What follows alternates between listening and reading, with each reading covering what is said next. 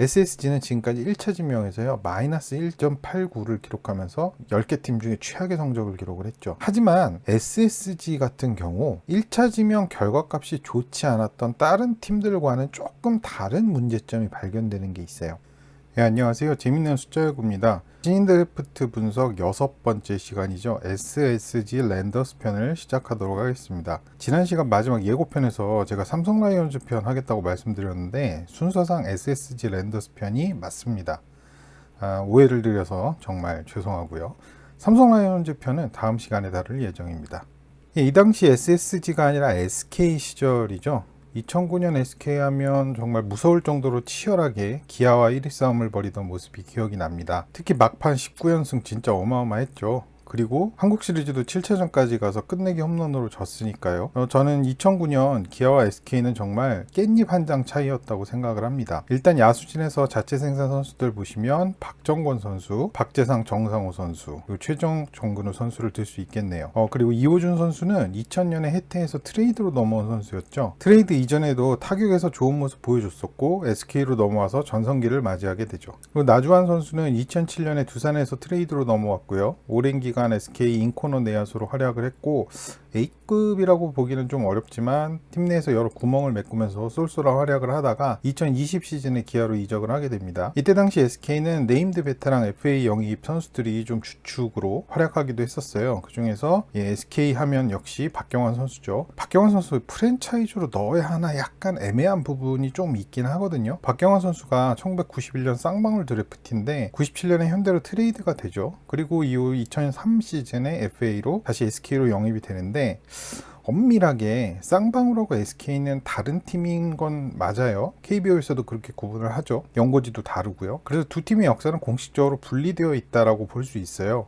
마치 삼청태연하고 히어로즈를 분리하는 것처럼요. 하지만 SK가 쌍방울 선수단을 그대로 이어받은 데다가 현재 SSG 팬들에게 박경환 선수는 뭐 프랜차이즈 그 이상의 최고의 스타 중 한 명이기 때문에 애매하긴 하지만 일단 여기서는 구분을 해놨습니다. 그리고 김재현 선수 2005년에 LG에서 FA로 이적해서 이후 6년간 SK에서 지명타자로 활약을 했죠. 2007년에는 좀 부진했지만 그 이외 시즌에서는 공격력에서만큼 좋은 활약 보여준 선수였죠. 참고로 김재현 선수 공식적으로 75년생으로 돼 있는데 본인 피셜로는 원래 74년생이라고 하네요.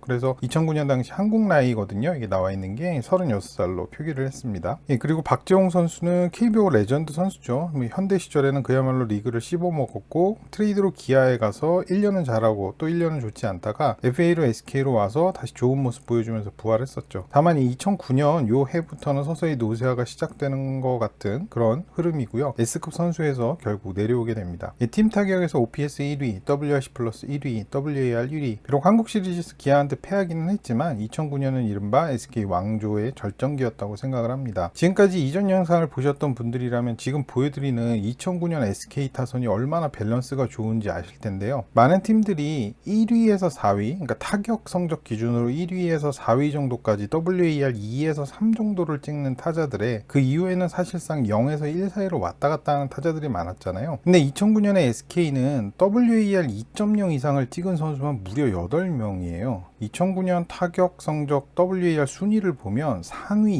20인에 SK 소속 선수가 정근우 선수밖에 없거든요. 그러니까 소위 말해서 S급 타격 성적을 낸 선수는 정근우 선수 하나밖에 없었어요. 근데 여기 언급된 10명의 선수가 전부 WAR 상위 50위 안에 들어있어요. 그러니까 그만큼 베스트 전력이 굉장히 고르게 밸런스가 잡혀 있었던 거죠. 흔히 얘기해서 쉬어갈 수 없는 타선이란 말을 쓰잖아요. 어찌 보면 그런 점에서 2009년에 SK는 라인업에 만만한 타자가 없었던 거라고 볼 수 있을 것 같습니다. 2009년에 SK가 놀라운 건 이런 특징들이 야수들한테만 나타나는 게 아니라는 점이에요. 투수들도 전력 밸런스가 굉장히 좋습니다. 먼저 자체 생산 선수들 보시면 정대현 선수, SK 왕조 시절 벌떼 불펜이라고 불렀던 그 불펜을 상징하는 불펜의 핵이었죠.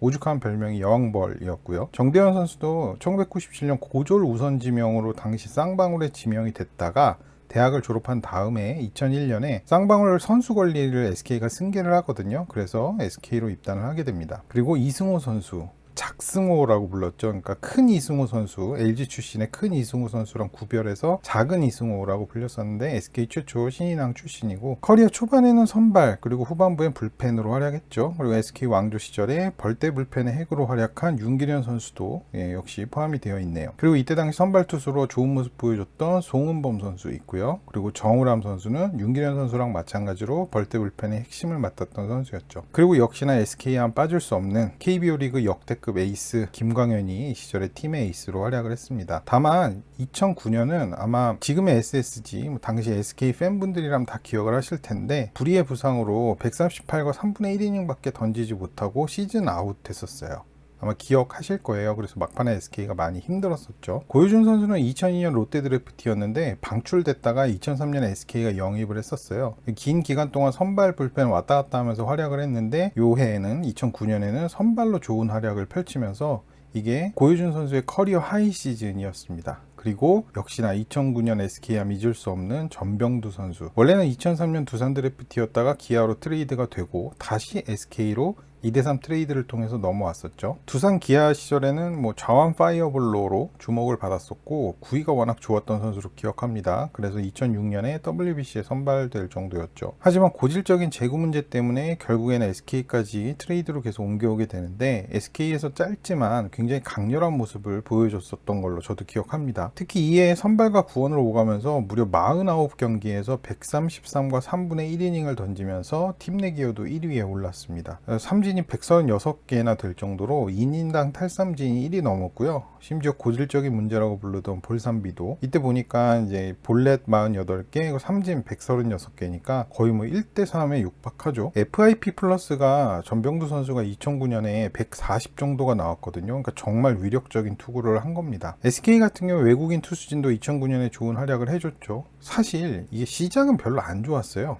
처음에 2009년에 마이클 존슨이라는 선수랑 크리스 디코스키라는 선수를 영입을 했었는데 둘 다 중도 퇴출됩니다. 이전에 두산 설명드릴 때 여기서 퇴출된 니코스키 선수가 이제 두산으로 옮겨가죠. 그리고 SK가 대체 선수로 글로버 선수랑 가도쿠라 선수를 데려와요. 근데 이때 당시에 글로버 선수는 대체 선수 레벨로는 정말 엄청난 활약을 합니다. 6월 말쯤에 들어온 걸로 제가 알고 있거든요. 근데 6월 말에 들어온 대체 선수가 WAR 4.44로 올렸다니까 정말 엄청난 거죠. 카도쿠라 선수는 지표 자체는 별로 좋지 않았어요. 근데 이제 로테이션을 꾸준하게 돌아주면서 구멍난 선발 자리를 메워주었습니다. 팀 선발 WAR 2위, 구원 WAR 2위, 팀 투수 WAR 1위를 기록을 했습니다. 그러니까 보시다시피 타격, 투수력, 그야말로 투타에서 모두 1위를 기록한 2009년 최강의 팀이었다고 볼 수 있죠. 거의 대부분의 우승팀들이 이렇게 투타 밸런스가 맞는 경우가 더 많죠. 물론 2009년 SK는 우승 목전에서 결국에 나지원 선수 끝내기 홈런으로 좌절을 했었지만 저는 이 정도면 거의 우승팀이라고 봐도 과언이 아닐 만큼 엄청난 퍼포먼스를 보여준 한 해가 아니었나 생각이 됩니다. 근데 이런 부분들이 참 의아한 부분들이 있어요. 이 해에 팀의 1선발이었던 에이스 김광현 선수가 시즌 2달여가 남아있는 상황에서 시즌 아웃이 됐었어요. 근데 2달을 빼먹은 김광현이 WAR 4.62를 올렸습니다. 이건 진짜 김광현의 시즌 퍼포먼스가 엄청났다라는 얘기죠. 근데 이렇게 엄청난 퍼포먼스를 보여주던 에이스가 시즌 막판에 거의 2달을 못 던졌는데 팀이 투수 WAR 1위를 사수해낸다. 진짜 이 부분만 보면 엄청나다라고 생각이 듭니다. 그런데 사실 속을 들여다보면요, 그때 다른 투수들이 진짜 고생을 많이 했어요. 글로버 선수 1선발로 등판 간격 막 줄여가면서 던져줬고, 전병두 선수는 원래 논란이 많은 선수죠. 특히나 2009년은 그 논란이 극에 달하는 시즌이고요. 제가 여기서 혹사 관련 논란을 이야기하려고 하는 건 아니에요. 하지만 그때나 지금이나 팀별로 100이닝 이상을 소화하는 투수가 평균적으로 보면 대략 한 서너 명 정도 되거든요.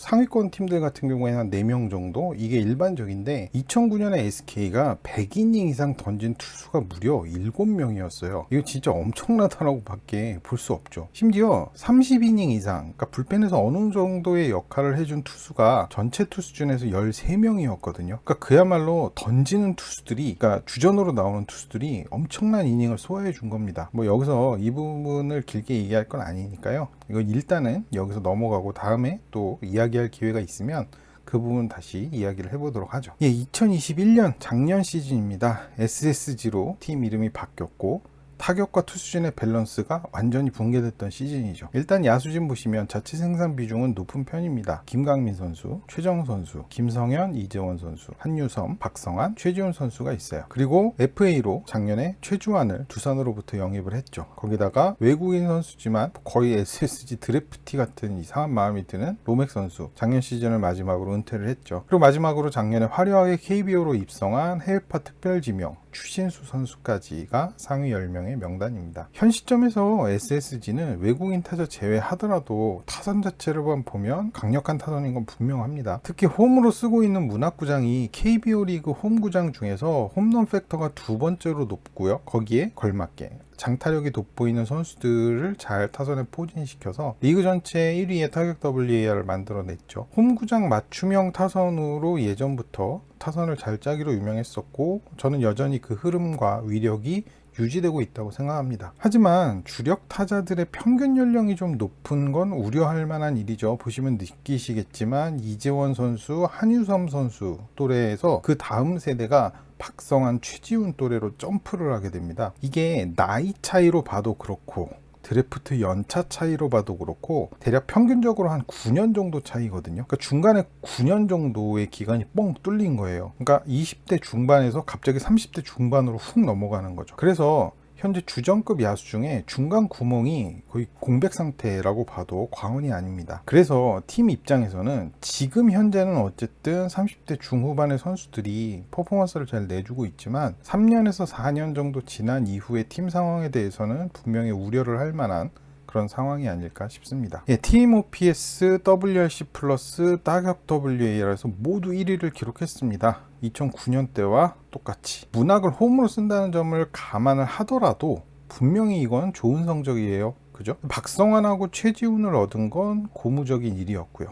이 두 선수마저 없었으면 그야말로 경로당 수준이었을 겁니다. 올해도 일단 한유섬 선수 BFA 장기 계약으로 묶으면서 야수진에서 유출은 딱히 없죠. 하지만 30대 중반 이상의 선수들이 언제까지 지금 폼을 유지할 거냐 이게 관건인데 어쨌든 대책은 필요해 보입니다. 투수진은 야수진에 비하면 선수단 연령 분포가 나은 편입니다. 다른 의미에서 여기 나름의 문제가 있기는 해요. 일단 자체 생산 선수 살펴보시면 박종훈 선수, 서진용 선수, 문승원 선수, 박민호 선수, 하재훈 선수, 장지훈 선수가 있습니다. 하재훈 선수는 이제 작년에 어깨 부상 재발하면서 18이닝만 던지고 시즌 아웃 됐었죠. 그래서 결국 올해는 야수로 포변하기로 결정을 했고요. 요새 연습 경기 하는 거 보니까 하재훈 선수 이제 타자로 나오더라고요. 그리고 2018년 당시 넥센으로부터 트레이드로 영입한 김택형 선수, 불펜의 지금 핵이죠. 그리고 키움하고 FA 협상이 틀어지자 사인앤트레이드로 영입된 김상수 선수, 작년에 50이닝 이상 정도 던져줬고요. 그리고 SSG 외국인 선수 중에 그나마 밥값을 해줬다라고 볼 수 있는 폰트 선수, 사실 외국인 1선발 치고 좋은 성적이라고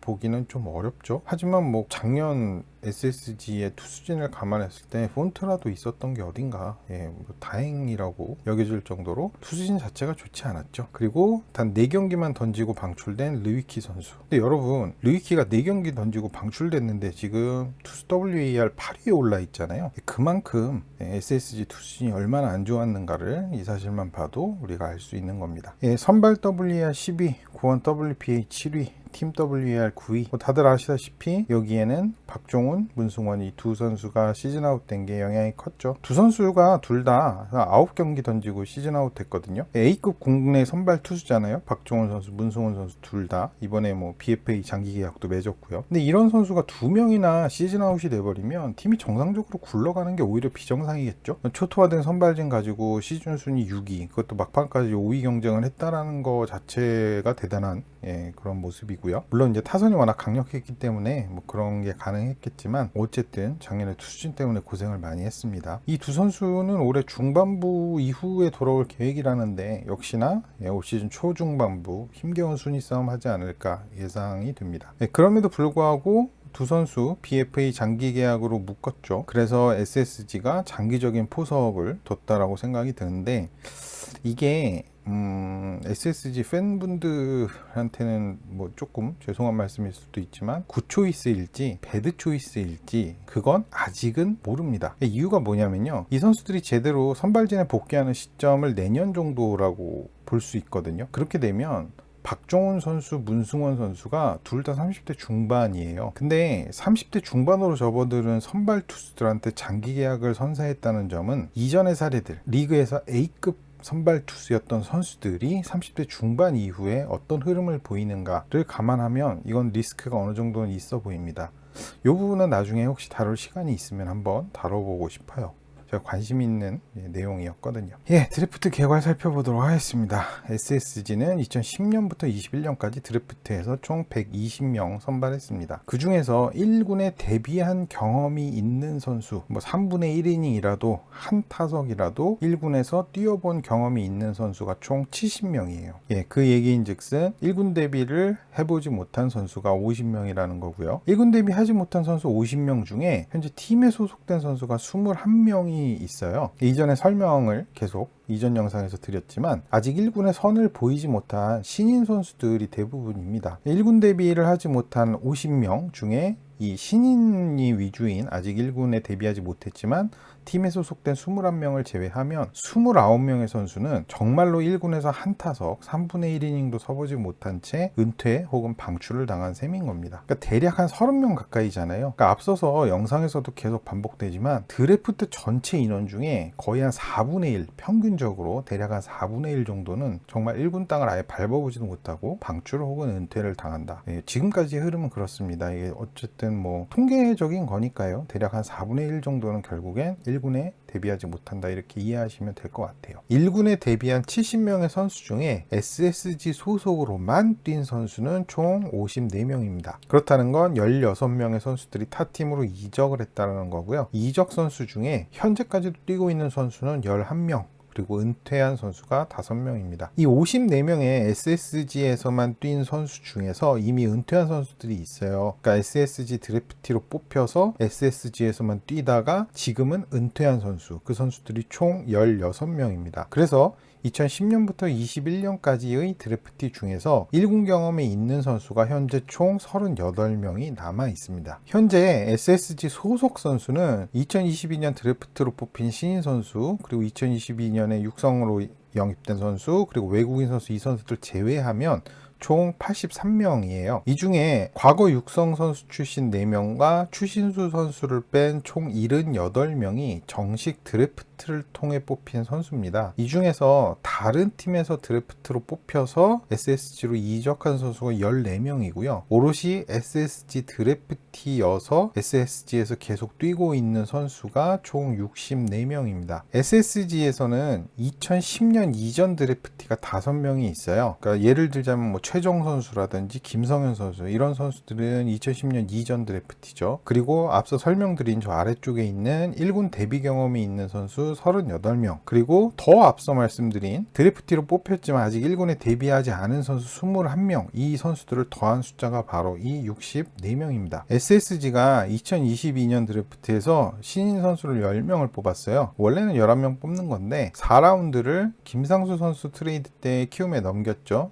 최근에 그 지명권 트레이드가 새로 생겨나서 김상수 선수 넘어올 때 4라운드 지명권을 키움에 넘겨줬기 때문에 총 10명의 신인 선수를 선발을 했거든요. 전체 SSG 소속 선수단이 외국인 선수 제외하면 95명인데 2022년 신인 드래프트로 뽑힌 신인들 포함해서 SSG 드래프티 선수가 이 중에 74명이 되는 겁니다. 이 64명에다가 올해 뽑힌 10명을 더하게 되겠죠. 그러면 전체 총 외국인 선수 제외한 95명의 선수 중에 74명이니까 이게 대충 계산하면 약 78% 정도가 나옵니다. 그러니까 SSG 현재 선수들 중에 약 78%가 SSG 정식 드래프티 출신이라는 거죠. 지금까지 봐온 팀들이 대부분 70%대 중반 정도인 걸 감안하면 그냥 그럭저럭 적절한 비중이다, 이렇게 볼 수 있을 것 같습니다. 드래프트 결과 살펴볼게요. 2010년부터 21년 모든 SSG 드래프티 선수들이 SSG에서만 올려준 WAR 합계치는 66.77입니다. 우리가 앞서 살펴본 팀들, 하위권인 롯데가 20.3, 한화가 31.69, 기아가 32.96이었죠. 그리고 여기서 약간 갭 차이를 벌리면서 중위권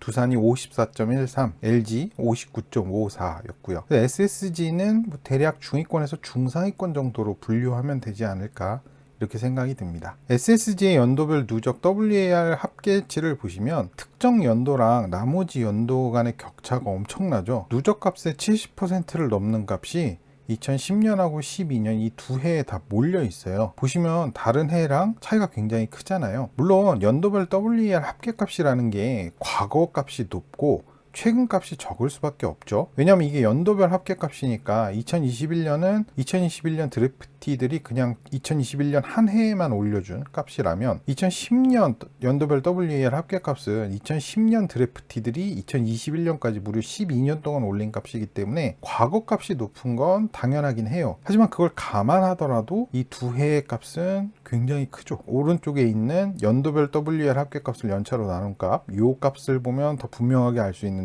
이 두 해를 제외하면 대부분 한 0.5 정도에 형성되고 있어요. 그런데 2010년하고 2012년은 평균값 자체도 굉장히 높습니다. 이걸 연차로 나눈 값이라는 게 단순하잖아요. 그러니까 16.08을 2010년이니까 지금까지 12년 흘렀으니 12로 나눈 값이 1.34인 거고요. 2012년 같은 경우에는 31.49를 지금까지 10년 흘렀으니까 단순하게 10년 나눠서 3.15가 나온 거예요. 물론 뭐 중간에 군대도 갔다 오고 뭐 공백기 있고 뭐 2군에서 뛰는 기간이 있고 그렇기는 한데 그걸 선수별로 다 이렇게 하면 다시 한번 말씀드리면 이게 너무 노가다라서 그렇게 되면 좀 어렵거든요. 그래서 그냥 단순하게 비교하기 위해서 연차로 다 나눈 겁니다. 근데 이 값만 보더라도 앞서 말씀드린 대부분 0.5억 안에서 형성되고 있는 값과 차이를 분명히 보이고 있죠. 제가 이전 영상에서 말씀드린 바와 같이 WAR 누적값이 상위 팀으로 갈수록 특정 해나 특정 라운드에 몰빵돼요. 네, 그건 자연스러운 현상이고 SSG에서도 그런 현상이 나타난 거긴 합니다. 한화가 우리가 살펴보는 12년간의 드래프트 누적값이 31.69였잖아요. 근데 거의 그거에 준하는 값을 SSG는 2012년 한 해 드래프티들에서 뽑아낸 겁니다. 그러니까 몰빵 값이 큰 거죠.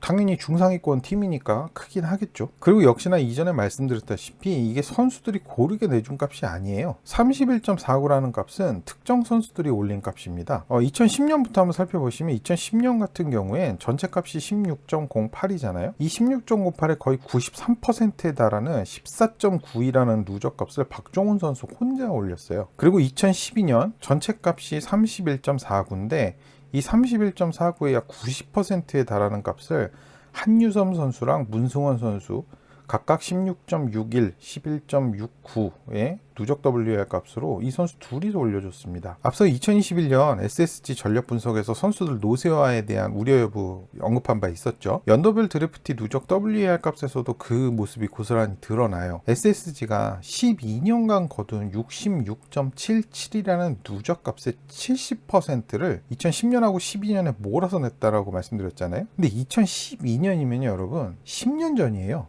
그래서 만약에 최근 한 7, 8년 그러니까 우리가 2010, 2011, 2012 요 정도의 드래프티로 뽑힌 선수들을 우리가 신인이라고 부르지는 않잖아요. 적어도 그러니까 좀 어린 선수라고 부르지도 않고요. 방금 보여드린 문승원, 박종훈, 뭐 한유섬 이런 선수들이 이제는 거의 팀에서는 고참급 선수들이거든요. 그렇기 때문에 이거를 조금 땡겨서 한 7년에서 8년 사이로 기간을 좁히게 되면요 사실상 SSG 신인 농사는 진짜 황량해지는 겁니다. 자, 제가 표를 하나 보여드리는데 이 표는 KT가 드래프트에 참가하고 1차 지명이 부활했던 2014년 이후 드래프티 누적 WAR 순이에요. 우리가 살펴보는 기간이 2010년부터 2021년이잖아요. 근데 초반부 4년을 이제 드러낸 겁니다. 그래서 한 8년 정도를 살펴본 값인데 이렇게 기간을 좀 줄이면요. SSG는 누적값이 13.5로 순위가 뒤에서 두 번째로 내려가게 돼요. 지금 순서상으로 보자면 SSG가 2010년도에 존재했던 총 8개 구단 중에 위에서부터 세 번째거든요. 이 정도면 굉장히 좋은 값이다.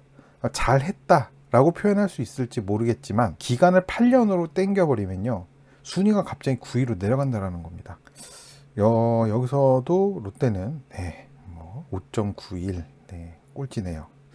롯데 팬분들한테 제가 영상을 올릴 때마다 송구하다라는 말씀을 드리는데 이게 뭐 사실이기 때문에 저도 뭐 어쩔 수는 없습니다. 자, 그래서 저는 66.77이라는 숫자 이면에 있는 그러니까 SSG 신인농사 결과를 조금 주의 깊게 봐야 된다라고 생각을 해요. 특히 최근값이 너무 안 좋아요. 사실 최근에 주전급으로 건졌다라고 생각될 만한 선수가 투타를 통틀어도 이 3명의 선수밖에 없습니다. 박성환, 하재훈, 최지훈. 거기다 하재훈 선수 같은 경우 이제 야수 전향을 해서요, 새로운 길을 가야 돼요. 특히나 지금 하재훈 선수마저 야수 쪽으로 옮겨와 버리면요, 투수 쪽이 최근 8년간 진짜 초토화됐다라는 점이 정말 치명적입니다. 가장 최근에 얻은 투수 쪽의 유의미한 성과가, 최근이라고 말하기 좀 민망한데, 박민호 선수거든요. 근데 박민호 선수가 여러분 2014년 드래프트예요. 나이가, 한국 나이가 올해 31살입니다. 팀 전체 투수진에서도 박민호 선수는요, 상대적으로 고참급이에요. 그러니까 모든 소속 선수를 통틀어도 박민호 선수보다 나이가 많은 선수가요, 10명이 안 됩니다. 그러니까 여러모로 지금 팀 입장에서는 분명히 우려되는 상황이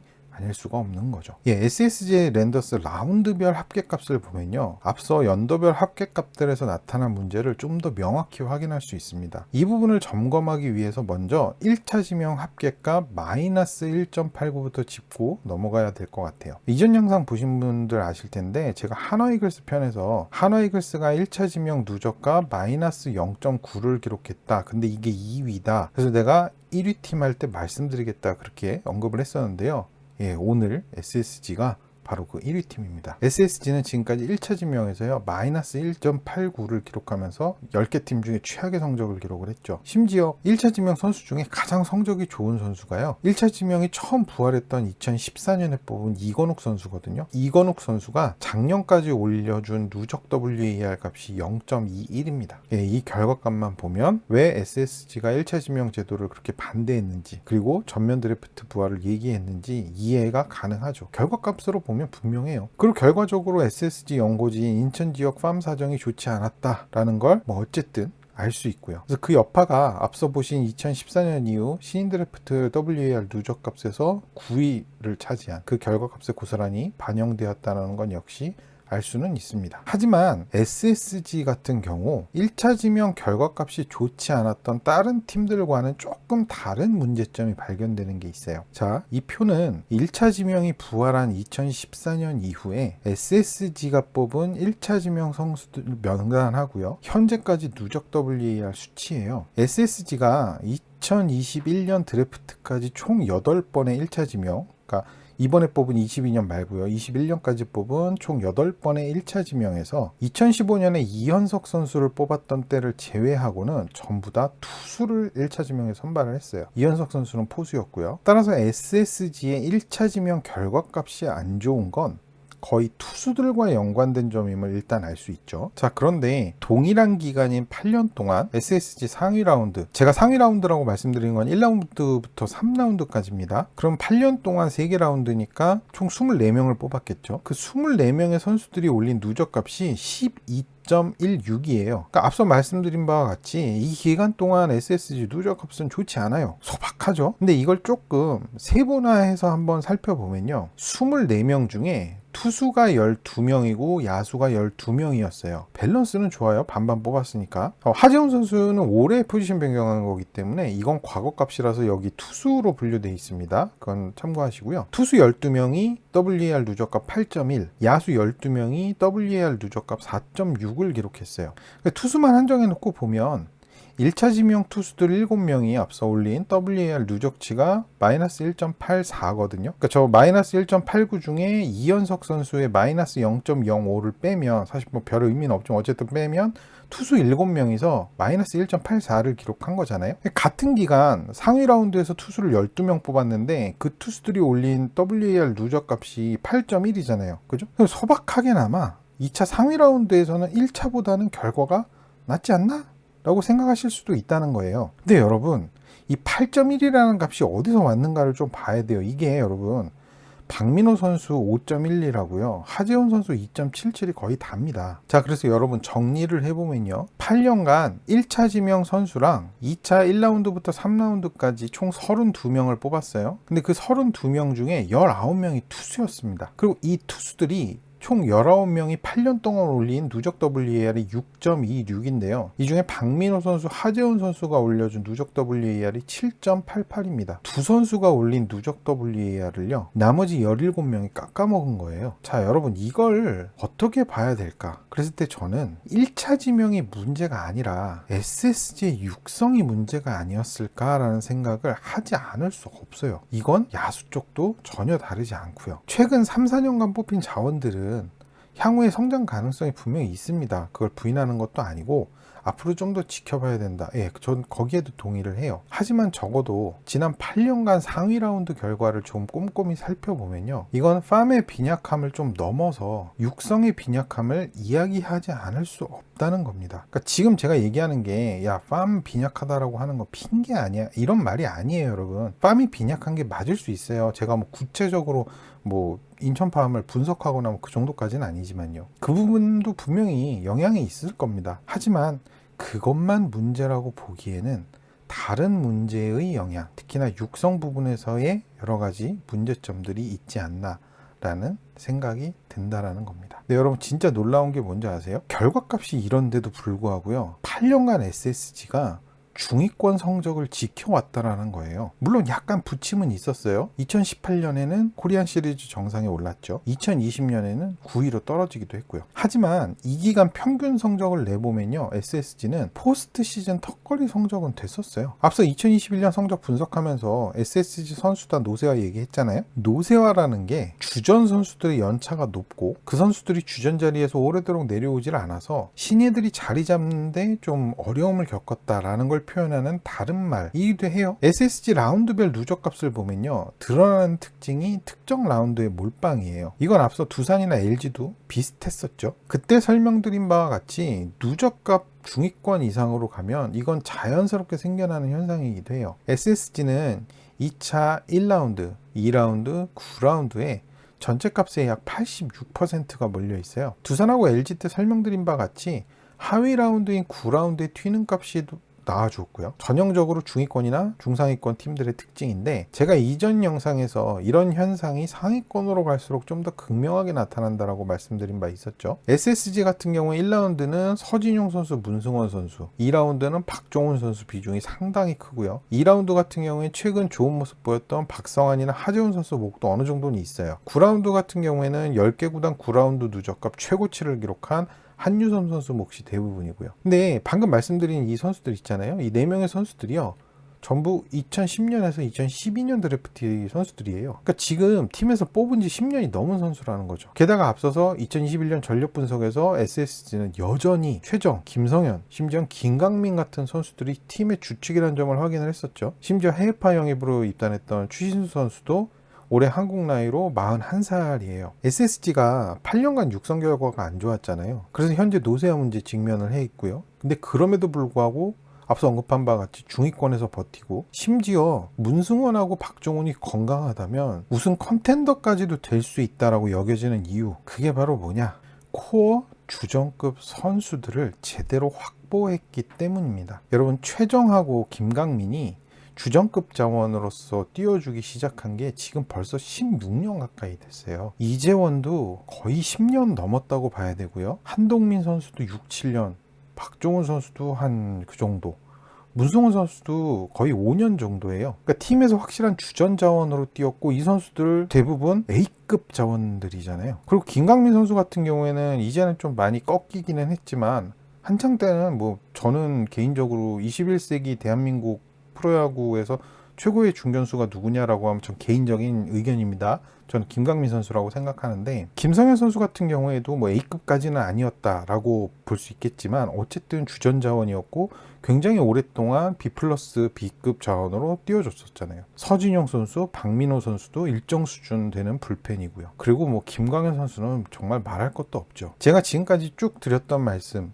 무슨 말씀을 드리고 싶냐면요, 일부 은퇴한 선수들까지 포함하면 지난 대략 한 20년 가까이 SSG는 매년 평균 한 1명 정도의 주전급 선수들을 뽑아왔어요. 그것도 거의 A급에 준하는 선수들을요. 제가 예전 영상에서 한번 말씀드린 적이 있는데요, 이렇게 뽑는 것도 진짜 어려운 일이에요. 근데 여러분, 제가 그때 말씀드렸죠. 이렇게 뽑고 나서 전력이 어느 정도 구비되면 최주환 선수 영입처럼 FA로 부족한 포지션 메꾸고 트레이드로 김태경 선수나 이런 선수들 일부 데려오고 몇몇 신인 선수들 뭐 예를 들어서 SSG 같은 경우에는 뭐 박성환이라든지 최지훈이라든지 뭐 하재훈 선수도 여기 들어갈 수 있고요. 이런 두세 명의 선수들까지 이렇게 구비가 되면요. 포스트 시즌 도전하고 우승 도전하는 거예요. 그리고 적어도 지금까지는 SSG가 그렇게 팀을 운영해 왔고 분명히 결과도 나름대로 냈다라고 볼 수 있어요.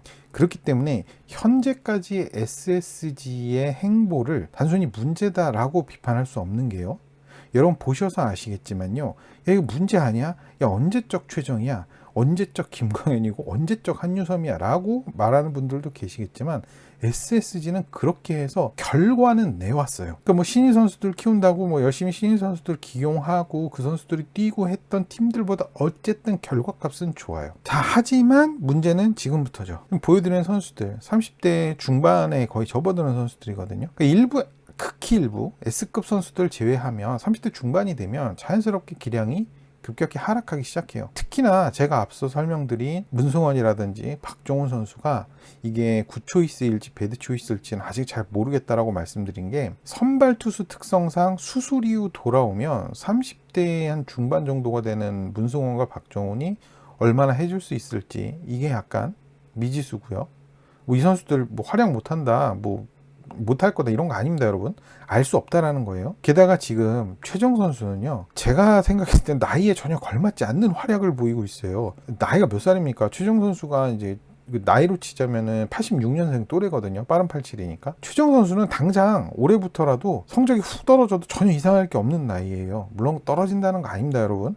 예, 잘 하기를 바라야죠. 하지만 성적이 떨어진다고 하더라도 이상할 건 없다라는 거예요. 오히려 작년 같은 경우에 최정 선수 그런 성적을 냈다라는 게 정말 신기한 겁니다. 진짜 대단한 선수인 거죠. FA로 최주환 영입했어요. 근데 최주환도 적은 나이가 아니에요. 결국 향후에 지금까지 SSG가 해왔던 성적 결과 이런 흐름들을 이어가기 위해서는 지금 보여드리는 주축 코어 자원들을 발굴해 내야 된다. 그게 현재 SSG에게 직면한 가장 큰 문제다.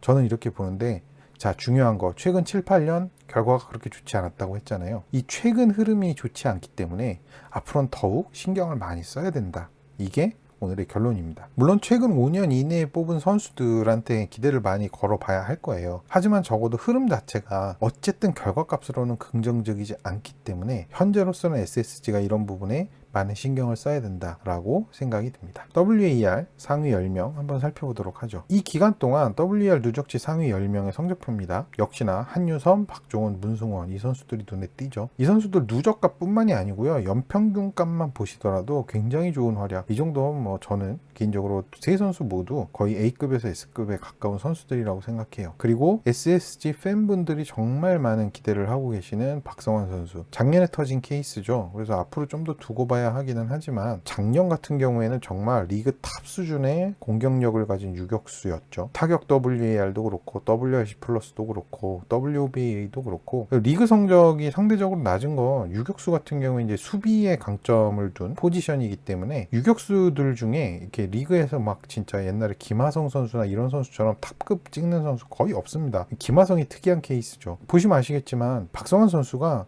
리그 전체에서는 뭐 A급에서 B+급 사이를 왔다 갔다 하는 정도의 타격 성적이었지만 유격수로서는 최고의 성적을 기록을 했어요. 박성환 선수 어깨도 좋은 편이어서 SSG에서 지속적으로 유격수로 잘 성장해 나갈 수 있는 선수라고 생각합니다. SSG 랜더스 WAR 누적지 상위 10명 명단의 특징 중에 하나가 보시면 아시겠지만 최근 드래프트 비중이 적죠. 앞서 설명드린 바처럼 최근 5년 내에 뽑힌 선수가 박성환 선수랑 최지훈 선수 아래쪽에 보시면 두 선수밖에 없어요. 이게 12년 신인농사 중상위권 팀이잖아요. 12년이라는 게 기간이 꽤 길고 심지어 SSG가 그 기간 동안 누적된 WAR 값이 낮은 팀이 아님에도 불구하고 최근 드래프트 선수가 적다는 건 최근 들어서 튀어오르는 신인 선수들이 비교적 적었다는 점을 반증해주는 사례이기도 하고요. 역으로 그만큼 주전 자원들이 탄탄했다 라고도 볼 수 있는 겁니다. 총평으로 넘어가도록 하겠습니다. 주축 전력 노쇠화 계속해서 이야기해 왔던 문제죠. 주축 자원들 대부분이 30대 중반이거든요. 특히 야수진 같은 경우에 세대 교체가 좀 시급하다라고 생각이 들어요. 현재로서는 뚜렷하게 치고 올라오는 자원들이 아직은 없죠. 그러니까 가능성 있는 자원들은 있는데 확실하게 뭔가를 보여준 선수는 사실상 박성환하고 최지훈 2명밖에 없지 않나 생각이 들고, 그렇기 때문에 야수진 육성 과제가 남겨져 있습니다. 투수진 같은 경우에는 뭐 2명의 선발 투수 문승원하고 박종훈을 일단은 장기 계약으로 붙들어 놨죠. 하지만 역시나 뒤를 이을 선발 투수 후보군 육성이 필요합니다. 이 두 선수도 어린 나이가 아니기 때문에 필요성이 대두가 되고 있죠. 선발진이 완전히 무너진 상황에서도 끝까지 포스트 시즌 경쟁을 할 수 있었던 것도 타선의 힘이 있기 때문이었는데, 지금 타선의 주축 선수들 최정, 추신수 이런 선수들 나이가 워낙 많기 때문에 언제까지 힘을 내줄지 그건 알 수 없죠. 다만 기간이 길지는 않을 거다, 우리가 이렇게 생각해 볼 수 있는데, 아직까지 클래스를 최정 선수 유지하고 있고 리그 S급 타자잖아요. 근데 언제 꺾여도 이상하지 않은 나이이고, 최근 상위 라운더 야수 자원인 전의산, 조형우 이런 선수들은 아직 심지어 1군에 데뷔조차 하지도 못했고, 임석진이나 김성민, 고영준 이런 선수들은 솔직히 가능성을 보여줬다라고 할 만한 성적은 아니잖아요. 그나마 박성환하고 최지훈이 나와줘서 다행이라고 생각이 드는데, 자, 그래서 3, 4년 후에 미래가 어떻게 될 것인가. 그렇기 때문에 당장은 아니라고 생각해요. 진짜 최정이 올해 갑자기 이상해지고, 추신수가 갑자기 올해 엄청나게 떡락하고 이럴 것 같진 않거든요. 근데 3, 4년 후는 분명히 걱정이 되고, 3, 4년간 제대로 준비 안 하면 SSG가 위기에 직면하지 않을까. 현재로서는 그렇게 생각할 수밖에 없죠. 더군다나 최근 SSG가 솔직히 외국인 선수 잘 뽑았다라고 하기 어렵잖아요. 투수도 그렇고요. 타자야 로맥 선수가 그래도 있어줬지만 로맥 선수도 결국에는 이제 은퇴를 하게 됐고요. 그래서 여러모로 고민이 될 수밖에 없는 상황입니다. 그래서 지금 상황에서는 일단 선수들을 키우는 그 과정 속에서 어쨌든 전력의 공백이 있으면 안 되니까 약간의 열린 자세 같은 것도 좀 적극적으로 갖춰야 되지 않을까 생각이 들어요. 무슨 말씀이냐면, 예를 들어서 선수 트레이드라든지, 심지어는 최근에 많은 각광을 받고 있는 지명권 트레이드라든지, 전력을 보강할 수 있는 방법들은 육성 이외에도 여러 가지가 있잖아요. 그러니까 앞서 두산의 경우도 그렇고 SSG도 거기에 해당되는 팀이기는 한데, 무조건 뽑아서 키워야 된다라는 것만 이렇게 주장하는 건 아니거든요. 필요하면 사오는 거죠. 필요하면 트레이드 해오는 거고, 어떻게든 팀의 전력을 유지하는 게 중요하고 팀의 퀄리티를 유지하는 게 가장 우선이라고 하는 건 전 동의하는 바입니다. 다만 앞서 보셔서 아시겠지만 팀 전력의 주축은 어쨌든 그 팀 드래프티 선수들이에요. 그렇기 때문에 드래프티 선수들을 잘 키워내는 게 중요하다라는 거지, 무조건 드래프티 선수만 키워야 된다, 외부 영입은 안 좋은 거다, 이렇게 말하는 건 아닙니다. SSG 같은 경우에 2000년대 후반에 왕조 시절에 길러놓은 선수들로 지금까지 버텨왔다고 해도 과언이 아니거든요. 사실 이 점에서는요, 두산하고 공통점이 있어요. 근데 두산은 그 이후에도 끊임없이 선수들을 육성해내면서 빈 공간들을 채워왔어요. 방금 제가 말씀드린 트레이드라든지 이런 부분들로 꾸준히 두산은 팀의 그 순위, 팀의 퀄리티를 유지하기 위한 다양한 방편들을 굉장히 잘 활용을 했는데, SSG는 그런 점에서는 두산에 비해 부족한 게 사실인 것 같아요. 그래서 이후 3, 4년 동안 현재 드래프티로 뽑은 젊은 자원들을 육성해 나아가는 그 빈 공간들을 어떻게 채울 것이냐. 그래서 그걸 전력 유지 혹은 심지어는 전력의 상승으로 이끌어갈 수 있을 것이냐, 아니면 2019년처럼 다시 하위권으로 좀 쳐져서 한동안 고생을 할 것이냐, 지금으로서는 알 수는 없죠. 다만 어쨌든 당분간은 전력의 주축이 되어줄 한유섬이라든지 박정훈이라든지 문승원을 일단은 BFA 장기 계약으로 묶어둔 건 저는 어쨌든 굿초이스라고 생각을 합니다. 리스크는 있어요. 리스크는 있지만, 특히 선발 투수들 같은 경우에 리스크가 있지만, 그래도 어쨌든 팀 퀄리티를 계속 유지해 나간다라는 면에서는 합리적인 선택이 아니었나 이렇게 생각을 합니다. 그래서 지향점 보시면 투스파트 같은 경우에는 결국엔 누군가는 튀어 올라와 줘야 됩니다. 팀에서 육성을 잘하는 것도 중요한데 뭐라고 해야 될까요? 되려면 된다?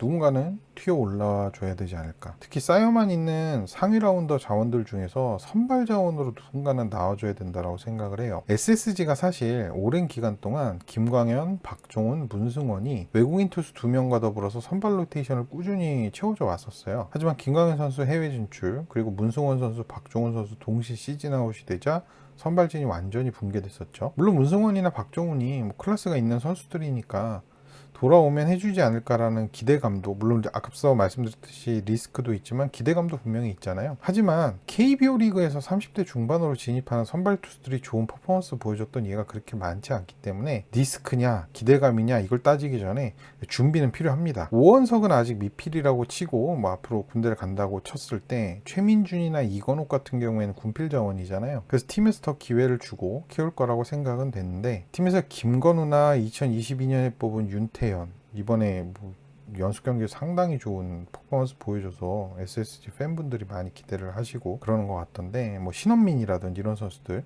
그러니까 아예 젊은 선수들을 전략적으로 키울 수도 있지 않을까 싶습니다.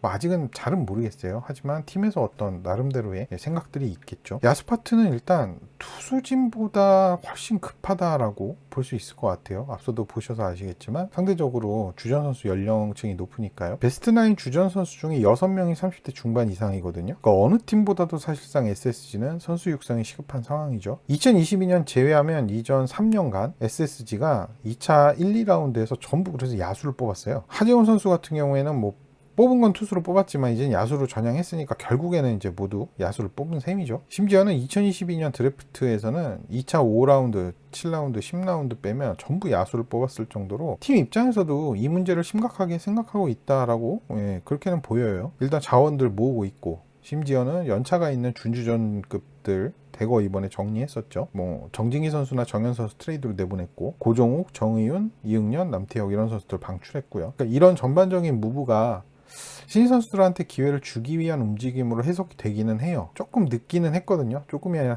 개인적인 생각으로 조금 많이 늦은 게 아닐까 또 생각이 드는데, 어쨌든 세대 교체 시점을 잡고 있다라고 생각이 들고, 특히나 이제 그 구단 주체가 바뀌었잖아요. 그러면서 좀 새롭게 이런 부분들을 좀 보는 게 아닐까 생각이 들기도 합니다. 미비점을 한번 보시면 누군가 튀어올라 줘야 되는데 아직 튀어오른 선수가 없다. 이게 함정이죠. 이건욱, 최민준, 오원석 이런 선수들이 최근에 선발 자원으로 기회를 부여받았었잖아요. 근데 3명 모두 현재 아직까지는 사실상 보여준 게 없다시피 합니다. 결과값으로만 따졌을 때는요. 그리고 사실 실질적으로 이 선수들 기회받기 시작한 게 얼마 안 됐어요. 선발이기 때문에 시행착오도 있고 1군 경험치도 좀 먹이고, 뭐 진짜 하나도 그렇고 SSG도 그렇고 너무 진짜 어마무시한 선수가 류현진, 김광현 이런 선수가 있었기 때문에 팬들이 경험을 했기 때문에 튀어오른다라는 개념을 류현진, 김광현급으로 생각하시는데, 여러분 류현진이나 김광현은 대충 한 2, 30년에 한 번 나온다. 만약에 김광현이나 류현진 현역 시절에 던지는 걸 보셨고 또 그 각각 팀의 응원 하시는 팬분이라면 내가 2, 30년에 한 번 정도 맞는 로또를 맞았구나 이렇게 생각하시면 돼요. 그런 선수는 그냥 안 나온다라고 생각하고 그냥 사시는 게 속이 편합니다. 뭐 김광현 같은 투수, 류현진 같은 투수 안 나온다라고 생각하시는 게 좋습니다. 그래서 경험치를 먹이고, 그리고 투수가 이렇게 성장해서 튀어나온다라는 건 그 정도 레벨을 말하는 건 아니에요. 그러니까 꾸준히, 예를 들자면 문승원이라든지 박종훈 선수 정도 레벨도 저는 A급이라고 생각하거든요. 그 정도로 던져줄 수 있는 선수들. 그러려면 이 선수들 경험치 부여 필요하죠. 1군에서 꾸준히 경험치 먹이면 성장시켜야 하고. 근데 그거 생각해 보면 아직은 이 선수들 좀 갈 길이 좀 있거든요. 불펜은 그나마 서진용, 김태훈, 장지훈, 김태경 이런 선수들이 있으니까 당분간은 어느 정도 버틴다라고 하는데, 선발진 같은 경우에는 준비 시간이 좀 걸리잖아요. 그래서 좀 팀 차원에서의 노력이 필요해 보이는 것 같아요. 2022년에 1차부터 2차 6라운드까지를 싹 투수로 뽑았잖아요. 사실 뭐 왜 투수를 뽑았는지 선발 자원 육성에서 이렇게 좀 신경을 쓰겠다라는 사인인데, 뭐 이건 약간 그냥 개인적인 생각입니다, 여러분. 개인적인 생각인데 뭐냐면요, SSG는 이상하게 신인 드래프트에서 약간 연도별로 몰빵하는 느낌이 있어요. 야, 우리가 누가 필요하지 않니? 그럼 그 신인 드래프트에서는 뭐 야수면 야수, 투수면 투수를 이렇게 몰빵해서 뽑는다라는 느낌이 좀 있습니다. 개인적인 생각입니다, 여러분. 그냥 야알못이 보는 시선 뭐 이런 거라고 생각하시면 되고요.